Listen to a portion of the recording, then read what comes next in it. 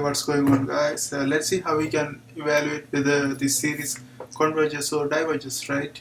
So this is going from 1 to infinity. So starting from 1, and first of all, before we do the integral test for this one, we have to know whether it is continuous and then decreasing and a positive number. So it has to satisfy these three conditions in order to apply integral test, right? So let's look at whether it is continuous. And if you look at the denominator, before we go further, let's write this one as a function and then analyze, right? So we can write this one as f of x equal to 4 over x cube root of x plus 5 over x. So we have this function right here, and we know that is this going from 1 to infinity. And this is, first of all, we have to make sure whether this is continuous.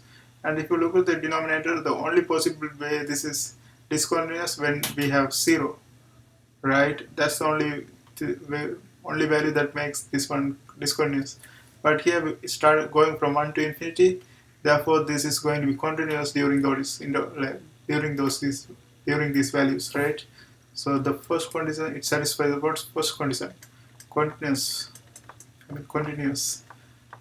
Second, we have to make sure whether it is positive. So 1 to infinity, if you divide this one by 1 to any value between 1 to infinity, this is definitely going to give us a positive answer. So this is definitely a positive number. And also to make sure whether this is decreasing, you can see that as this one increases, it goes from 1 to infinity, like 1, 2, 3, 4. This value gets bigger and bigger, so the whole value decreases, it becomes smaller, right? Because we are dividing by a bigger value as it becomes bigger and bigger. So this is the whole value becomes smaller, so we know this is decreasing. So now we have it satisfying these three conditions. Now we can go ahead and apply integral test, right? So now we have to integrate this one. So this is an improper integral, so it's going from 1 to infinity, but we have to do, we take limit t approaches infinity, and then it's and we say this go from 1 to t, and then we do the integration, right? So this is going to be 4 over, instead of writing x cube root of 3, I can write this one as 4 power x, let's see, cube root of 3 means x power 1 over 3, right? X power 1 over 3, if it's in the denominator, and also we have an x right here, x is 1, so we can also say 3 over 3, same thing, 1 and 3 over 3, same thing. If you add them together, that's going to be 4 over 3. So we have 4 over 3 in the denominator. If we bring it to the top, this is going to be x power negative 4 over 3, right? Negative 4 over 3, and then, yeah, this is what we have. And then if we add this 5 over x, so we are going to have this one. Now let's do the integration. So this is dx, and if you do the integration for this one, we add 1 to the power, right? Add 1 to the power and divide by that power. So negative 4 over 3 plus 1.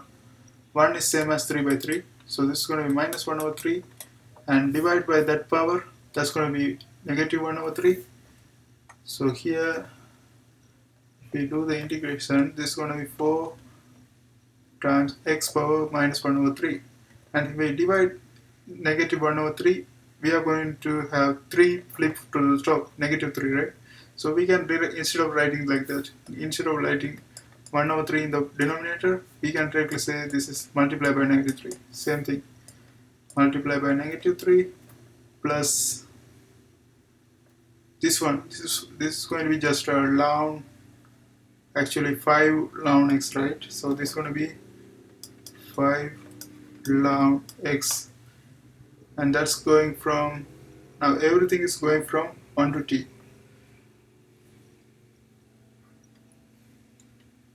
1 to t. So let's see. Let's apply this one and see what we get. So if we apply t for this one, So now we can bring this one back to the bottom as previous one. So this is going to be 4 over cube root of t, right, cube root of t times minus 3. Or we can directly say minus 12 in the top. 4 times minus 3 minus 12. So minus 12 in the top. This is when I apply t. So here we are going to have 5 ln t. And when I apply 1, that's going to be a finite number. So we don't have to worry about that one. So we can say this is, after this we have a finite number. Because the thing is we have to decide what value this one gives. This gives this t value. Wherever we are applying t, that gives us finite or infinite number. Because if we find that one, we can determine whether, if this gives us finite number, we can directly say converges, because if we apply 1 for this power, like these values, that's definitely going to be a finite number. So this doesn't matter. Only matter is when we apply t, what those values are going to give. So now let's do the limits. So here we are taking the limits, right? Limits t approaches infinity, and if I apply infinity for this denominator, that's going to make this one 0, because if you divide any value by infinity, like 1 divided by infinity, or any value, like here we have negative 2 divided by infinity, definitely a 0. So this is 0 plus 0, so that's a finite number. But here we have 5 ln t, so ln infinity, that's going to make this one infinity. So this one infinity minus a finite number. Since we have this one infinity right here, that's going to make this whole thing infinity, because if you add or subtract from infinity, that's still going to stay infinity, right? So this whole function is infinity. So we can say this is diverges, because we don't have finite number. This one diverges. So if this is diverges, we can now go ahead and say this series also diverges. So that's how we do the limit test. I hope you guys find this video helpful. See you next time.